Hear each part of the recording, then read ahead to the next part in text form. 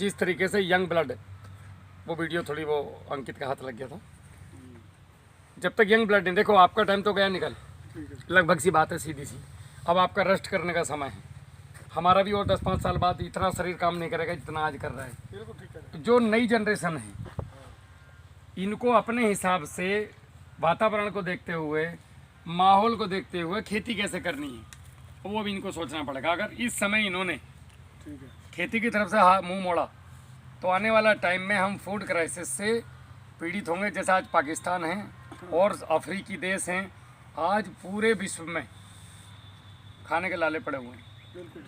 वो अलग बात है कि हम तक न्यूज़ नहीं आ पा रही, हमारा मीडिया किसी और दिशा में जा रहा है, कुछ नहीं पता कौन कहाँ है।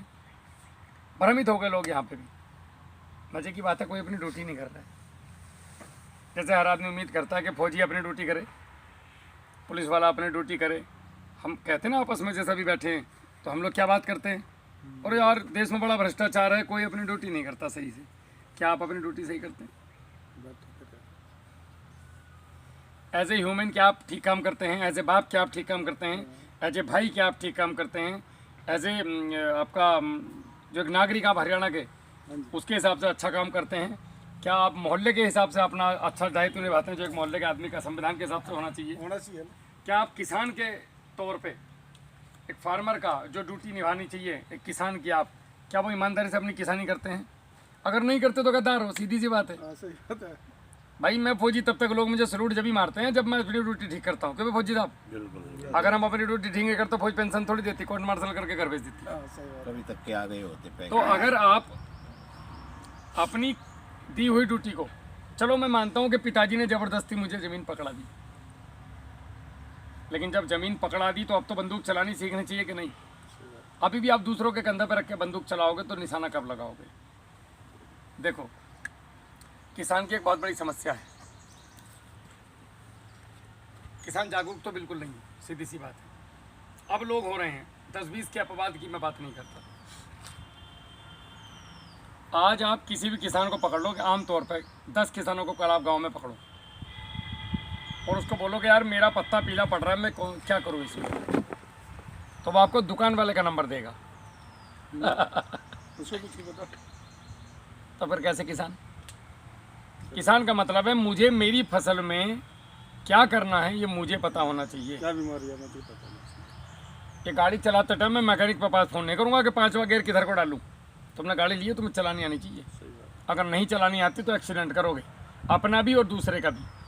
तो इस अज्ञानता में हम क्या कर रहे हैं, हम अपना नुकसान तो कर ही रहे हैं एज ए ह्यूमन, साथ में प्रकृति का भी सर्वनाश कर रहे हैं। मतलब एक तो हम समाज के लिए जो हमें जहर मुक्त अन्न देने की एक हमारे ऊपर जिम्मेदारी कंधों पे है किसानों की, एक तो वो हम काम नहीं कर रहे। हमने कर दिया शुरू जी, एक किले से नहीं, मैं एक बात बता रहा हूँ, कॉमन सी बात बता रहा हूँ, अगर वो हम ठीक नहीं कर रहे। दूसरा, हमारे पास जिम्मेदारी है प्रकृति को बचाने की। किसान को दूसरी माँ कहा गया है। सही बात है। अगर हम ही डायन बन जाएंगे तो कैसे होगा? रही बात प्रजातंत्र की, इसकी उसकी, सरकार, अरे यार मुझे क्या लेना किसी सरकार से, किसी आदमी से? मेरे खेत में खेती करने के लिए मुझे सरकार की जरूरत है? आप बताओ, नहीं सरकार क्या करेगी उसमें? सरकार का क्या रोल है उसमें? उसमें तो रोल ही नहीं सरकार का। मेरे खेत में खेती करने में सरकार का क्या रोल है? अगर है भी तो मैं ले लूँगा, नहीं भी मिलेगा तो भी मैं खेती करूँगा। खेती पड़ेगी किसान को, सरकार खेती करनी इसलिए पड़ेगी, खेती में हमें समझना ये है क्या, हम जो है ना पहले तो अंग्रेजों के गुलाम रहे शारीरिक रूप से, अभी हम मानसिक रूप से उनके गुलाम हैं।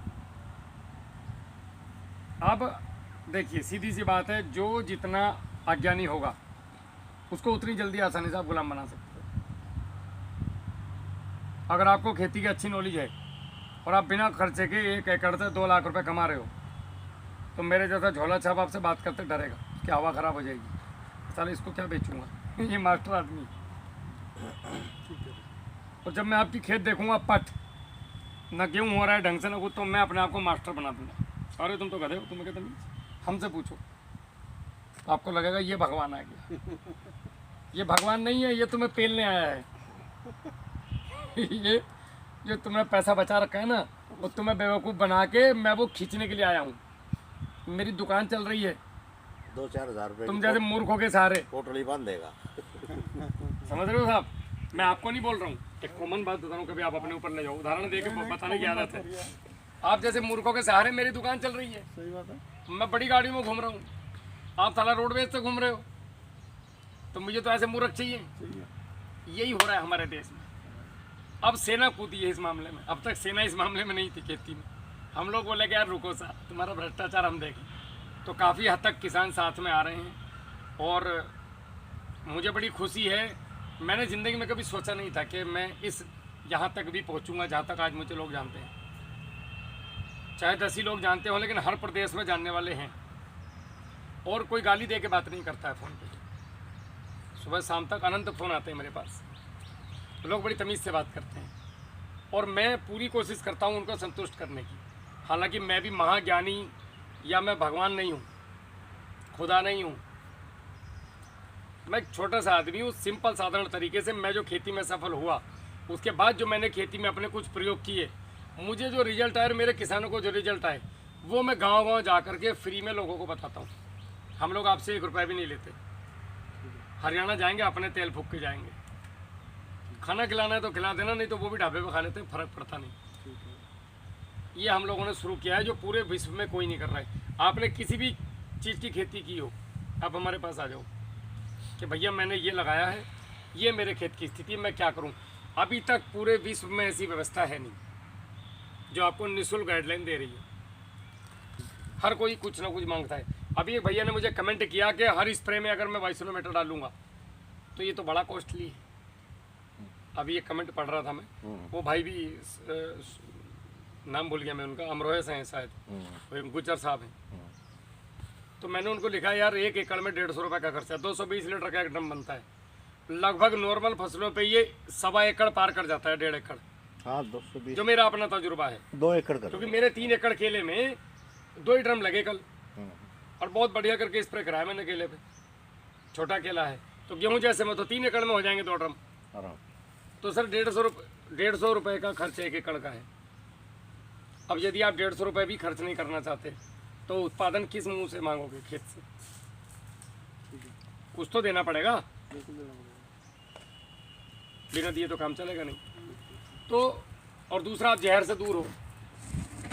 मिट्टी के स्प्रे की वो ताकत है कि इससे लोगों की आंखें ठीक हो गई, आंखों की रोशनी बढ़ी है, और रचौंदा ठीक हो गया लोगों का, जो 6 बजे के बाद रचौंदा आता है।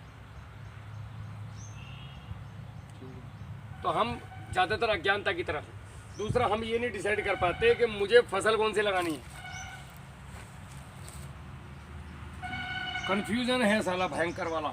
एक तो ये यूट्यूब ने लोगों का नाश मार दिया। इसमें इतने झूठे बैठे ना यूट्यूब में, वो दिखाएंगे पॉलिश, पीछे का कबाड़ दिखाते नहीं भाई। वो भी तो, इसके साइड इफेक्ट भी तो बताओ।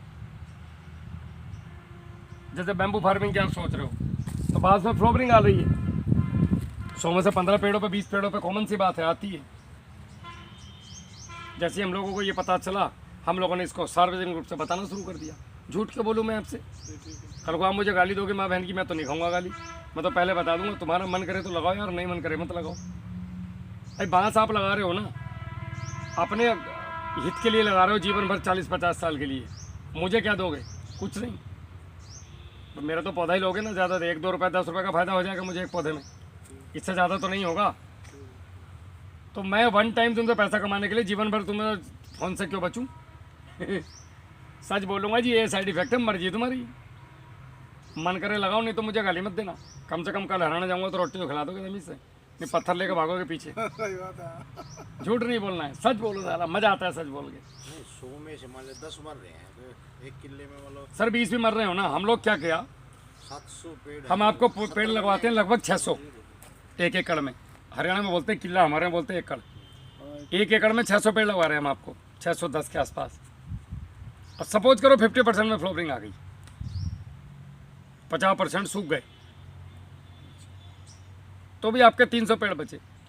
एक पेड़ में 3 से 10 से 12 तक भिर्रे एक साल में निकलते हैं। हम 12 की बात छोड़ दो, हम 4 की बात करते हैं कि हमारे 4 ही निकलेंगे बस एक साल में बांस। तो 300 गुणा 12, सॉरी 4, 1200 बांस हो गए। आज की तारीख में एक बांस लगभग 60 से 90 रुपए के बीच में जा रहा है। ठीक है साहब, 60 रुपये मान लो आप। हम नीचे की तरफ चलते, ऊपर जाते नहीं। ऊपर वाली वो कहानी शेख चिल्ली वाली यूट्यूब वाली, 1 एकड़ से 1 करोड़ कमाए साला, एक या खर्चे उतर नहीं रहे हैं, कपड़े बिक गए साला, 1 करोड़ पता नहीं कैसे कमा रहे हैं। तो वो चीज़ें इसीलिए लोगों ने यूट्यूब पे भरोसा करना बंद कर दिया। झुट्टे भरे पड़े हैं दुनिया भर के पापी। आपके 1200 बांस हो गए साहब। अब 5 साल बाद रेट तो ये रहेगा नहीं जो आज है, लगभग के लगभग 80 रुपये का बांस तो जाएगा। 5 साल में 20 रुपये तो बढ़ने हैं बांस में। अब आप जोड़ लो 1200 गुणा 80 कितने हो गए, 12 अट्ठे 96 लाख रुपए एकड़ के हो गए। आज के हिसाब से बात करो तो 80,000 60,000। अब बिना कुछ करो धरो मिल रहे तो और क्या क्या चाहिए। कितने दिन क्या ये मैं आपको न्यूनतम की बात कर रहा हूँ। अब से 5 साल के बाद बांस होगा कम से कम 7 रुपये किलो, यानी कि 200 रुपये का बांस। तो अभी भी आ रहा है 200 में। मैं शेख चिल्ली बात नहीं कर रहा आपसे, मैं तो बिल्कुल कतई नीचे ले आया बांस को ख़त्म पे कि 60 रुपये का बांस बिकेगा बिल्कुल बर्बाद स्थिति में। आज भी नहीं मिलेगा 60 रुपये का। चलो मेरे साथ बांस लेना भी, कैमरा चुपचाप लेके चलते हैं, वो देखो क्या रुपये मांगेगा बांस के। मैंने बात की थी लेकिन उससे। फिर भी हम बांस की बात कर रहे हैं कि भाई 60 रुपये फौजी साहब हमने मान लिया 60 बिका नहीं, हमारा 18 फुट का बांस जी, 200 रुपये का दे रहा है मंडी में, और वो भी थोथा है अंदर। और ये 40 फीट वाला है, हम 60 रुपये का बता रहे हैं। वो 200 का तो ये कड़वा सच हो गया, एक तो सच हो ये कड़वा सच हो। बल्ली में बेच रहा था। नीम के ऊपर डुबो के एकदम से। चलो 100 का तो बिक जाए। सर 1 लाख रुपए आपको आज की तारीख में बांस से मिलता है अगर आप लगाते हैं तो, लेकिन 5 साल से बांस जो है वो दूरगामी है।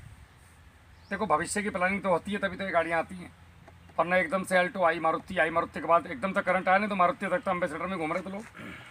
जब हम भर्ती हुए थे हम चिट्ठी लिखते थे, सेवा में श्रीमान पिताजी नमस्ते, सभी ने निवेदन इस प्रकार है, मैं यहाँ ठीक प्रकार से हूँ, मेरी बटालियन यहाँ है, मैं ऐसे कर रहा हूँ। उसके बाद अचानक से फ़ोन आ गए PNT वाले, फिर ऐसे आ गए, फिर हमने सुना ऐसे फ़ोन आ रहे हैं जिनमें फ़ोटो भी दिखा करेगा। अबे यार ऐसे भी आएगा, मज़ा आ जाएगा। फिर ऐसे आया कि पिताजी की आवाज़ सुनाई दे करेगी, तार नहीं आएगा उसमें, बड़े खुश हुए। फिर ऐसे आया कि आमने सामने दिखेगा तो छुट्टी जाने का काम ही खत्म। जहाँ बैठते हुए संजय की तरियो, संजय दिखाओ क्या हो रहा है कुरुक्षेत्र में, तो घर में माँ क्या कर रही वीडियो में देख लेंगे हम, तो मज़ा आ गया। तो कभी सोचा था जो आपकी जेब में रखा है कभी नहीं सोचा। हम लोग तो तख्ती पे पड़े हुए हैं, मुर्गा बना कर संटी पिल्ली मास्टर हैं। अभी साला टैबलेट आ गई पढ़ने के लिए, बच्चे टैबलेट में पढ़ रहे हैं, A for apple, B for ball. समय के अनुसार बदलना पड़ता है। खेती भी ऐसी है, आज हमने प्रकृति का इतना दोहन कर दिया है, इतना खींच लिया प्रकृति को, कुछ छोड़ा नहीं उसके पास। खेती करने के लिए 3 से 6 के बीच में कार्बन होना चाहिए ज़मीन में। और ताज्जुब की बात यह कि पूरे विश्व में नहीं है किसी कहते हैं हर सेकंड, एवरी सेकंड इस पूरी दुनिया की 1 एकड़ ज़मीन बंजर हो रही। ये रेशू है बंजर होने का। हम लोगों की जो ज़मीनें हैं अभी की स्थिति में, मैं आपको बता दूं, जो ज़मीन बंजर हो चुकी फौजी साहब बिल्कुल पट, वो उसका जो कार्बन है अगर आप चेक करवाओगे लैब में तो 0 पॉइंट, ये लैब रिपोर्ट की बात कर रहा हूँ मैं। एक मेरे मित्र है अक्षत देवराहा, बिजनौर के ही हैं, उनकी अपनी लैब है मिट्टी की। तो वो ये बता रहे थे कि 0.10 तो है बंजर ज़मीन का कार्बन, और 0, और हमारी जो ज़मीन जिसमें आप बैठे हो चारों तरफ फसलें देख रहे हो, इसका कार्बन परसेंटेज है 0.30 से लेके 0.60 तक, 70 भी किसी का नहीं है। तो आप ये सोचिए कि हम बंजर होने के कितने करीब हैं। एक ही पॉइंट तो बचा है भाई, 30 है, 20 पे आ गए तो मुश्किल से 1-2 फसलें उसमें जमेंगी, और उसके बाद वो भी ख़त्म। आपके पास पैसा तो बहुत होगा, देश तरक्की भी खूब कर लेगा, खाओगे कहाँ से? अभी ऐसा कोई सिस्टम नहीं बना इस दुनिया में जो हम बॉडी को करेंसी खिला सकें या कुछ मेटल खिला सकें। खाना आना ही पड़ेगा, नहीं खाना पड़ेगा। अन्न कहाँ से आएगा? एक बात बताता हूँ मैं आपके साथ, आने वाले अब जितना भी समय बचा है इस पृथ्वी का, हमें तो पता नहीं, हम तो मर जाएंगे 10-20-30 साल बाद। जिसके पास अन्न होगा साला पावर उसी की है, मजा उसी का। जैसे प्रॉपर्टी चली थी पहले, है नहीं, कि जिसके पास प्रॉपर्टी उसके मजे हैं। अब आने वाला समय भोजन का है, जिसके पास अन्न होगा वो बादशाह, जिसकी ज़मीन मजबूत वो बादशाह। आप मुझे किसी भी करेंसी से केला उगा के दिखा दो मुझे, ला के केला बदल के दिखा दो, कोई जादू ले आओ दुनिया का, कोई चमत्कार ले आओ, धार्मिक चमत्कार, कि मैं इधर से पैसे दूंगा उधर से मुझे केला दे दो बिना उगाए, आएगा? उगाने तो पड़ेगा, ये आम आएगा? कुछ नहीं आता ऐसे। लकड़ी कहाँ से लाओगे आने वाले समय में? और ऐसा पेड़ कहाँ से पैदा करोगे जो हर साल आपको लकड़ी देगा? एक बांस है, राज्य में लगा लो या भट्टी में लगा लो, लगाना तो पड़ेगा, मजबूरी है। तो समय की मांग है। पहले हम मोटरसाइकिलों से कहीं भी चले जाते थे, आजकल जाके दिखाओ मुंह सफेद हो जाएगा। पेड़ नहीं छोड़े हम लोगों ने। मेरे केले के चारों तरफ भी पेड़ खड़े, नुकसान दे रहे हैं मुझे पता है एक लाइन को मेरी, फिर भी नहीं कटवाया मैंने। ठीक है, शुद्ध ऑक्सीजन तो दे रहे हैं। कोई तो आदमी इनकी सांस ले रहा होगा, उसकी ज़िंदगी चल रही होगी, ईश्वर देख रहा है। तो हमारी पद्धतियाँ गड़बड़ होगी, हम लोगों को वही सिखा रहे हैं कि आप लोगों ने सेल्फ सस्टेनेबल एग्रीकल्चर कैसे करनी है। आपके घर में जो चीज़ें हैं उनसे, ना कि बाहर जाने की ज़रूरत है। और ज़रूरत पड़ी तो हम जाएंगे। अगर मुझे ज़रूरत पड़ती है, मैं 10 बार इस साल पेस्टिसाइड यूज़ करता हूँ, अगले साल मुझे अगर 2 बार यूज़ करना पड़ा तो 8 बार तो मैं पीछे हटा के नहीं, उससे अगले साल मैं और आधे पे आ जाऊँगा। तीसरे साल में पेस्टिसाइड यूज ही नहीं करूँगा। लेकिन मैं बिल्कुल यूज नहीं करूँगा तो मर जाओगे भाई। एक आदमी भी 1 बोतल पी रहा है, उसे एकदम से बंद करोगे मरेगा नहीं। अत्याचार मत करो उसके साथ, वैसी ज़मीनें होगी हमारी। तो हम लोग क्या कर रहे हैं, लोगों को धीरे धीरे रासायनिक से पीछे की तरफ खींच रहे हैं। एक्चुअली मैं आपको बताऊं, रासायनिक फर्टिलाइज़र उतने नुकसानदायक नहीं है जितना पेस्टिसाइड है और हर्बिसाइड है। इनकी तो बोर्डिंग तोड़ कर डाल लो, पता भी नहीं चलेगा आपको रासायनिक क्या है और ऑर्गेनिक क्या है। गोबर खाद में मिला कर रख दो 8 दिन के लिए, छुमंतर खत्म कहानी, जहर फ्री। पेस्टिसाइड का तोड़ हमने मिट्टी का इस्तेमाल, हम लोग बता रहे लोगों को कि आपकी सोयल सबसे बढ़िया कीटनाशक, फंगीसाइड, वायरस की दवाई, न्यूट्रिशन मैनेजमेंट सब इसके अंदर। तो ये पैटर्न तो चेंज करना पड़ेगा, उसी पैटर्न को चेंज करने में लगे हैं सब।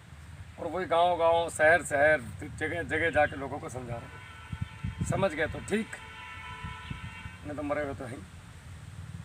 अपना काम तो जगाने का है।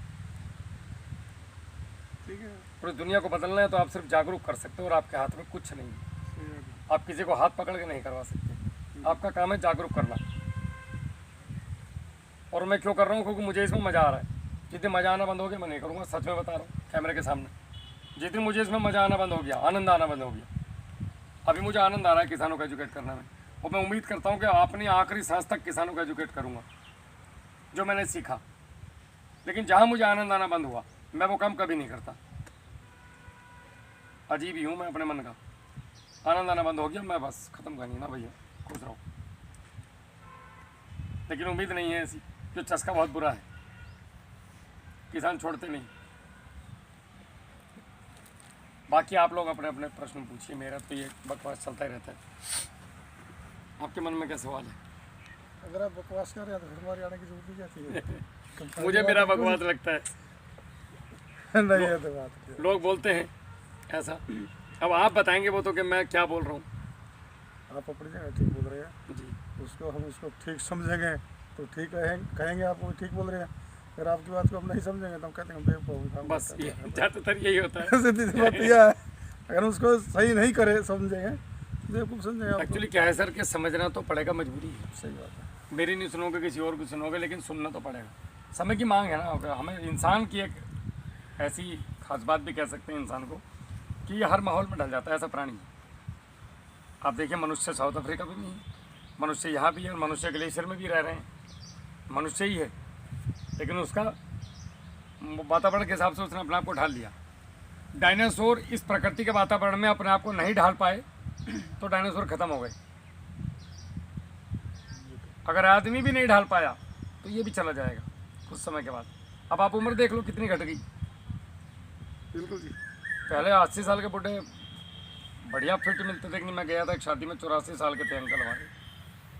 मैं जब उनसे उम्र पूछी तो मैं हैरान रह गया, 84 साल। भाई उनकी आवाज़ मतलब कहीं कोई बुढ़े वाला सीन ही नहीं था उनके साथ। उन्होंने अपनी दिनचर्या बताई, बोला मैं 4 बजे उठता हूँ, कम से कम 10 किलोमीटर पैदल चल के आता हूँ, मैं पूरे खेत घूम जाता हूँ, बोला सुबह सुबह नंगे पैर। ऐसा कोई खेत नहीं, सोबे के जंगल है मेरे पास, जिसकी डोल पे मैं नहीं चलता सुबह सुबह। और 6 रोटी नाश्ते में खाते हैं वो 84 साल की उम्र में। 5 लीटर दूध बता रहे थे अपना, गोबर डालते, बोले मैं पूरे काम करता हूँ टोटल जो एक स्वस्थ आदमी करता है। फावड़ा बोला मैं तुम्हें ढा दूंगा, मैं उससे कहता पंजा लड़ा ले चल तू मेरे साथ। अब आप सोचो 84 साल के आदमी का जोश देखो। और अंकल जी मैं पंजा चाह के भी नहीं लड़ा सकता, मैं सम्मान में आपके मैं हार गया, आपका जोश देख के ही हार गया मैं। अब आप सोचो साहब। ठीक है। तो वो उन्होंने काफ़ी चीज़ें बताई, मैंने उनसे काफ़ी बातें करी खेती को लेकर। तो जब मैंने बताया कि मैं ये करता हूँ, बोले बहुत बढ़िया काम, इसकी ज़रूरत भी है आज। हमारे बच्चों को लग रहा है कि खेती है, बेच दो पापा ही सर, फैक्ट्री लगवा दो मुझे गुड़गांव में, क्या करूँगा मैं इसका, बेकार क्या हो रहा है, खेती कौन कर रहा है। यही एक धारणा बनी हुई है। गाँव के गाँव में बिल्डिंगें बहुत अच्छी हैं, उनमें रहने वाले परिवार नहीं हैं। आज बुढ़िया बुढ़े मिलते हैं, लड़के हैं ही नहीं गाँव में कहीं भी, खाली हो गए गाँव के गाँव, सब खेती छोड़ के जा रहे हैं। बाहर चले गए। आप ही का गाँव देख लो, सब लड़के लगभग बाहर होंगे, सब नौकरी कर रहे होंगे बाहर। गांव में होली दिवाली आ गए बस, नहीं तो बुढ़िया बुढ़े रह रहे हैं, 10 कमरों का घर है, बेचारे बुढ़िया मर ली झाड़ू मारते मारते। पंजाब में इससे ज़्यादा है। बिल्कुल। अगर वैसे कोई ना कोई जाएगा तो हमें जो है खेती की तरफ तो लौटना पड़ेगा। बुरी नहीं है खेती, अगर हम इसको सही ढंग से करें।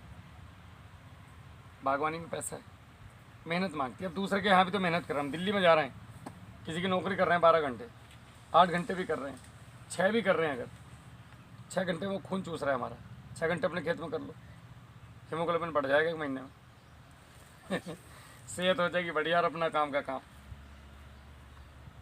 खुद का माल बेच लो दिल्ली जाके, ऑर्गेनिक सब्जियां उगा लो, एक कॉलोनी पकड़ लो, कोई सप्लाई नहीं कर पाएंगे हम।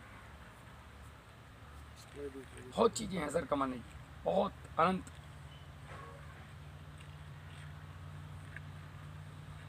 दूध की हर जगह कमी है।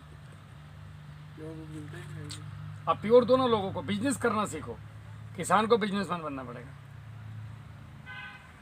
दिक्कत क्या है, हर आदमी जिसको थोड़ा बहुत कुछ आ गया वो दुकानदारी पे उतर गया अपनी, कि मुझे दुकानदारी करनी, मुझे कोई लेना देना नहीं किसान से। किसान बेचारा परेशान, कहाँ जाऊँ क्या करूँ। हम लोगों ने एक प्लेटफॉर्म बनाया है अभी कि भैया इधर आ जाओ, निःशुल्क है। आप सिर्फ समस्या बोलो, समाधान ये ना कर लो। उसमें भी मैं ऐसे भी करता हूँ, अगर किसान बोलता है जी ये चीज़ मैं नहीं खरीद सकता, गरीब आदमी हूँ, तो ठीक है, शारीरिक मेहनत तो कर सकता है, तो ये बना ले, तेरा काम हो जाएगा। सब्स्टिट्यूट किसान को देना जरूरी है, जो ज़्यादातर लोग नहीं देते। क्यों नहीं देते? क्योंकि उन्होंने जो लिखा है ना पर्चा, वो सामान ही उनके यहाँ मिलेगा ये सारी लड़ाई है। और आपका कोई सवाल ऐसा? भाई इतनी दूर तक आए आप, तो कुछ तो सोच के आए होंगे मन में। हाँ, हम तो केले की खेती के बारे में आप अपने सवाल पूछिए। बाकी खेती में तो देखो जी, जैसा कैसा हो रहा हो तो हो रहा है। मैंने भी 8-9 सालों की खेती छोड़ रखी है। कंपनियों के नाम चेंज हो गए, पहले तो इनका नाम कुछ होते थे, कंपनियाँ हो गई। जी। चलो मैं उसके बारे में तो मुझे इतना कुछ जानकारी भी नहीं है ना, कि मैं अनपढ़ भी हूँ, 10 पढ़ा क्या वो करो। मैं 12वीं हूँ। सीधी सी बात है। हम तो खड़े हुए हैं जी, पढ़े हुए नहीं है कतई भी। खेत में कर रखा हमने तो काम। खेत में नहीं, वो कर लेते हैं उसको। जी। बेटे को भी सिखा रहा हूँ मैं, पानी किस टाइम देना, क्या टाइम होगा पानी देने का। अब मैंने उसको ये कह दिया, मैं अब पानी जो है ना थोड़ा सा नमी में देना, अरे गेहूँ गिर जाएगी, तेरी जहाँ सफेद धरती है गेहूँ गिर जाएगी। मॉइस्चर मेंटेन होना बहुत जरूरी है, और हल्का पानी देना जरूरी है। किसान पानी पे बहुत पीला हुआ है, धपा धप। मैं था नहीं, बेटे ने पानी दे दिया, दूसरा दे दिया, कम से कम 1 हफ्ता जल्दी। उन्होंने तो रंग पत्ता पेड़ा पड़ गया, लगा स्प्रे करेगा, क्या करेगा देखो। मैं कुछ डॉक्टर ने आगे बीज बता दिया, मैं काम करता हूँ, मैं अपने चलता हूँ, मैं ज़्यादा चलता भी नहीं हूँ। यहाँ से कहो ना गाँव के पहले पता चलेगा। अच्छा, हार्ट की प्रॉब्लम है? डॉक्टर ने कह दिया हार्ट की प्रॉब्लम है। नवज दिखाता हूँ, वो कहता है ठीक है, आप ठीक मानो ना खुद को, मैं तो खुद को ठीक मानूँ, मेरे को दवाइयाँ थोड़ी खा रहा हूँ। तो आराम से चलो, आप जितना मन करे। आप ये सोचो ही मत कि मुझे हार्ट बताया। मैं उस चक्कर में हुई नहीं ना अब तो, भाई मैं हार्ट का मरीज हूँ, क्योंकि थोड़ी बहुत ही तो मैं भी जानता हूँ इसके बारे में। एक लड़का था, उसको बता दिया तेरे दिल में छेद है, जिम में मत करना। उसने गुस्से में आकर रनिंग शुरू कर दी। 4-5 महीने बाद डॉक्टर के पास दोबारा गया, उसी की छेद गायब। बोला कहाँ गया छेद? भर दिया। बोला मैंने दौड़ दौड़ के। बोला तू दौड़ा? बोला मैं रोज दौड़ता हूँ 10 किलोमीटर रनिंग, और जिम भी जा रहा हूँ। और बता, चक्कर मत पड़ो इनके, सही बात है। ये भी दुकान चला रहे हैं। ये तो 99% डॉक्टरों को पता नहीं है। मेरा मकसद है कैंसर की ट्रेन बंद करना, पंजाब से जो वहाँ जा रही है राजस्थान बाया हरियाणा होते हुए, इसे बंद कराना। ये बंद होगा सिर्फ पेस्टिसाइड की यूज़ से। और किसान जागरूक जब तक नहीं होगा तब तक ये बंद नहीं हो सकता। पेस्टिसाइड तो बहुत ज़्यादा नुकसान कर रहे हैं। एक चीज़ और है, ज़रूरी नहीं है कि मैं पूरी दुनिया को बदल पाऊँ, ना नहीं मुझे बदल बदलना सकते, किसी को। बदल सकते हो। मैं जलती आग में, तो वो चिड़िया चोंच से पानी डाल रही थी, तो बंदर बोला आराम से बैठ, तेरे कौन थे चोंच में पानी लाने से एक बूंद से जंगल की आग बुझ रही है। बोले देख, जब कभी इतिहास में नाम आएगा ना, तो मेरा नाम बुझाने वालों में आएगा और तेरा नाम तमाशा देखने वालों में आएगा। हाँ, सही बात। तो मैं नहीं चाहता कि मेरा नाम तमाशा देखने वालों में आए। नहीं नहीं बिल्कुल। मैं सेना में था, लोगों को कम से कम ये रहेगा कि यार देखो, सेना के जवान ये भी कर सकते हैं। अगर हम वहाँ देश की सेवा बॉर्डर पे कर सकते हैं, तो हम खेतों में भी कर सकते हैं। किसान को जागरूक करना सबसे पुण्य का काम है, सही बात है। क्योंकि वही गेहूँ, वही फसल, वही तेल मेरे घर में आ रहा है घूम फिर के, और अनंत लोगों के घर जा रहा है। मरीज भी इसको खा रहे हैं बेचारे। हम बाजार में जाते हैं, क्या लेके जाते हैं? फल। लो साहब मैं फल लाया, आप बीमार हो, तो फल पैसा वाला दुनिया भर का स्प्रे कर रखा है भयंकर वाला, तो और कहो कि लो साहब मरो, जल्दी मरो, मैं तुम्हारे लिए फल लाया हूँ। किसान कहते सुने गए कि जो सब्जी हमने ला रखी गोभी, जी हम नहीं खाते इसको। हम नहीं खाते। बोला मिर्ची, इतना पेस्टिसाइड डालते लोग। हम तो शिमला से आती है उसी वो खाते हैं हम, ये नहीं खाते हम। बताओ, अब जो चीज़ आप नहीं खाओगे दूसरे को कैसे कमाओ? दूसरों को कैसे खिला सकते हो? और दूसरे कौन है? हम सब एक ही तो हैं। हमारे जगह ही तो बदल गई। एक पिता एक इसका भारत, हम एक पिता की संतान है सब। बिल्कुल, हमारी लाइनें तो चेंज हो गई, तुम्हारी भाषा थोड़ी चेंज हुई। 4 कोस पर तुम हरियाणा बोलने लगे, उसको मैं यूपी बोलने लगा, इधर पाकिस्तान बोलने लगे, बांग्लादेश, सारा था तो सब एक ही है पहले। है तो एक ही। समय के साथ साथ ये समुद्र में पृथ्वी के टुकड़े तैर गए थे, जोड़े में वो तैरती रहती हैं।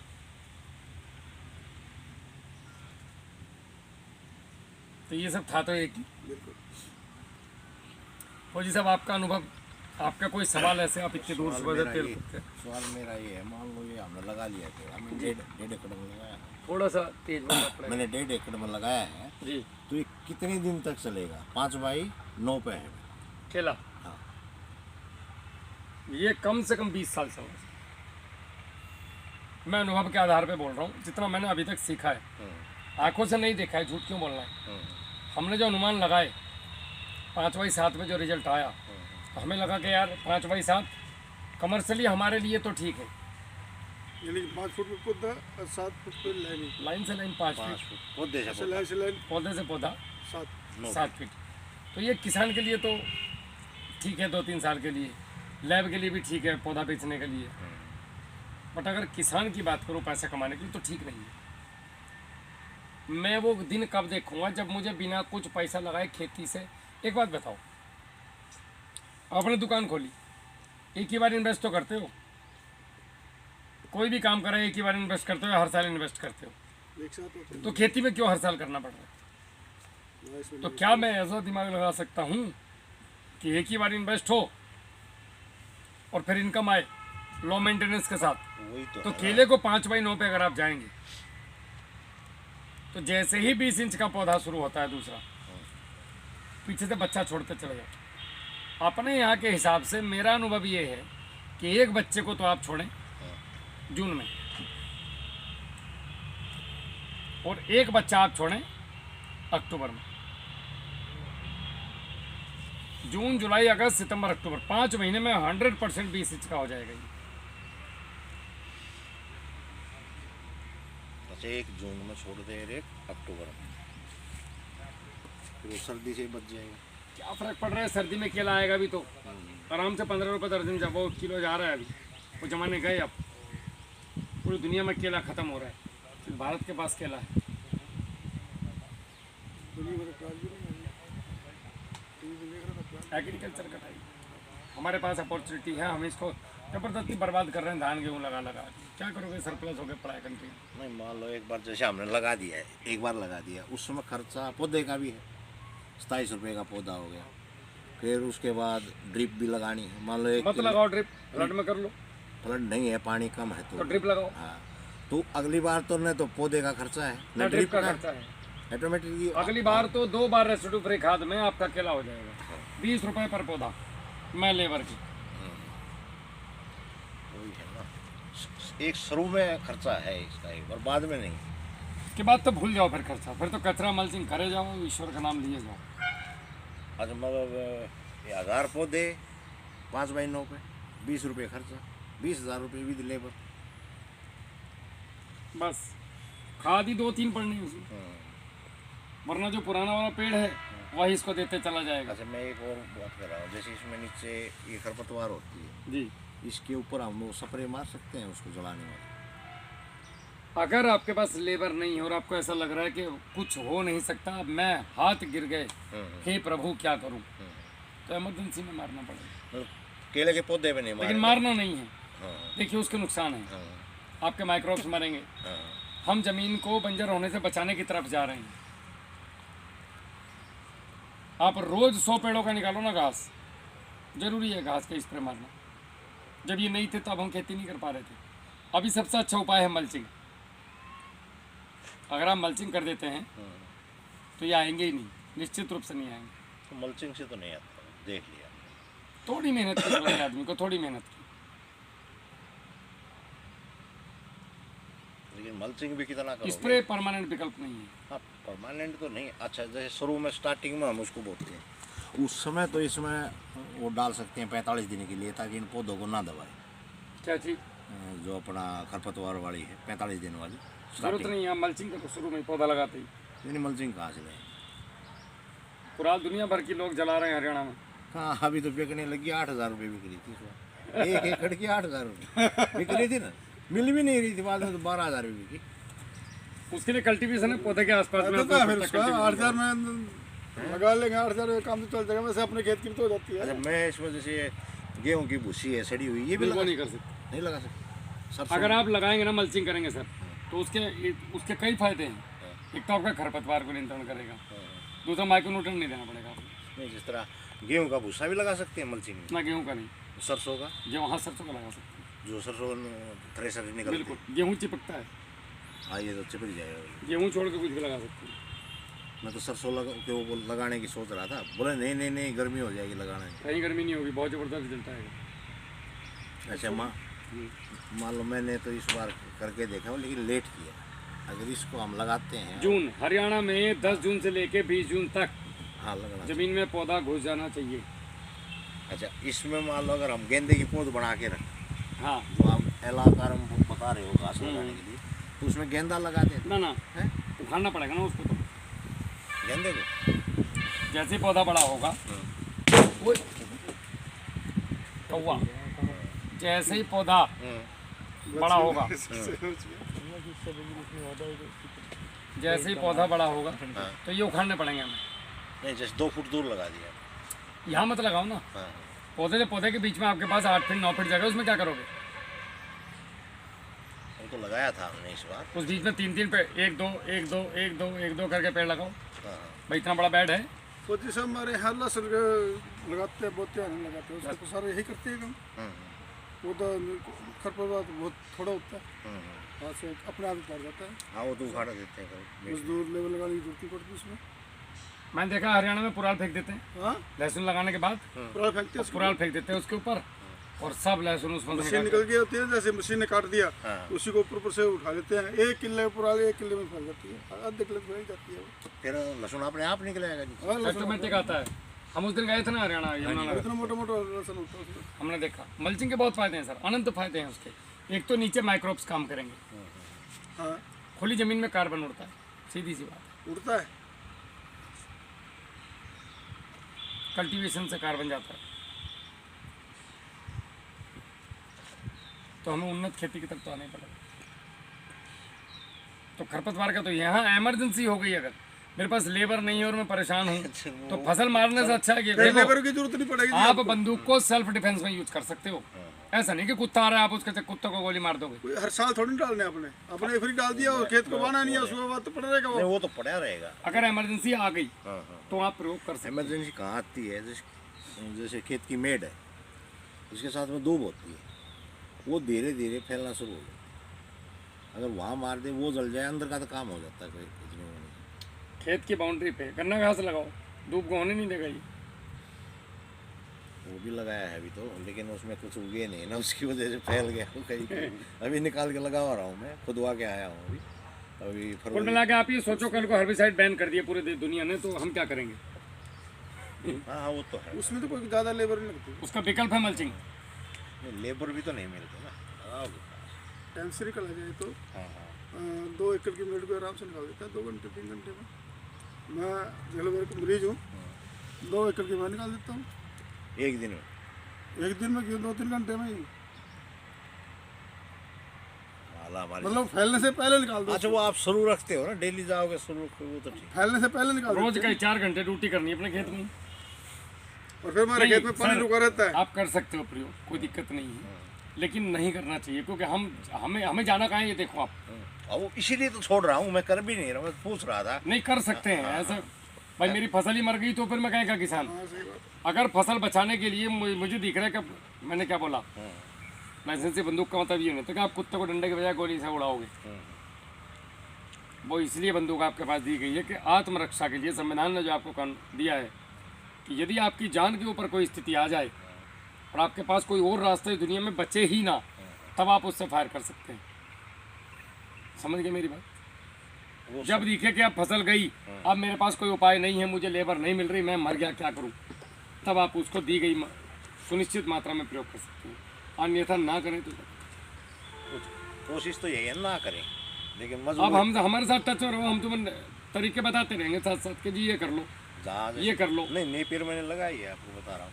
जहाँ वो नहीं होगी उस जगह फैल के आ गई, जहाँ वो अब बाउंड्री। उगाओ साले को दोबारा। हाँ मौसम ये तो लगाएंगे ही, अब आप फिर चल रहे हैं मौसम उसी फिर में। लगा रहे हैं, धीरे धीरे कर रहे हैं।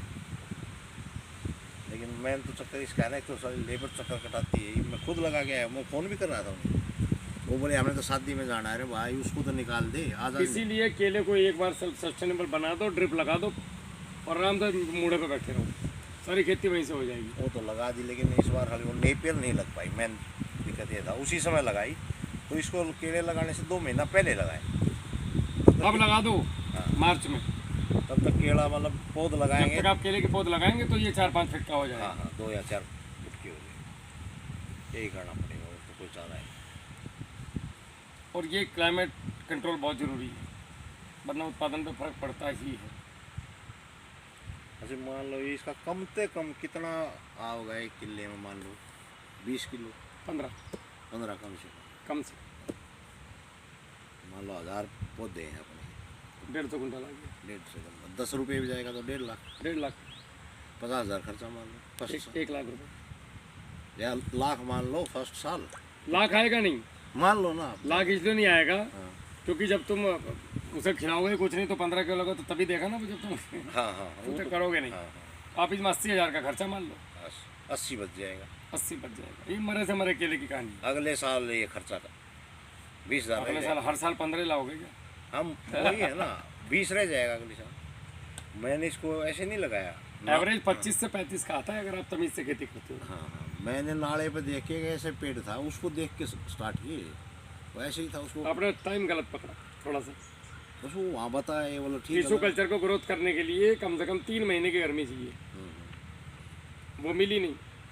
और इस बार पाला ऐसा पड़ा है कि चम्मच से घुरा चलो चाहे तो, बर्फ पड़ी एक तरीके से। कोरी बर्फ थी दीवार पे। हाँ गलती एक और भी है, लगाने वाली भी हुई ना, जैसे वो मिट्टी गिल्ली करके ऐसे उसको ऐसे हटा के पौधा रख के उसको ऐसे लगाना धीरे, अगले दिन उसमें दवाई डालनी। तो मान ले वो गुड़ गोबर गोमूत्र जो हमारी लेबर थी उसने पौधे को ऐसे किया और रखा और उसकी लिपाई कर दी चारों तरफ, ऊपर से लिपाई कर दी। समझ गया। और वो नीचे तो ड्रिप तो चली अगले दिन चलाई हो गई, लेकिन पानी तो नहीं जाने दे रही वो लिपाई, उसके अंदर से नाले में पानी जा रहा है। फिर उसको उखड़वाया तो वो जागे।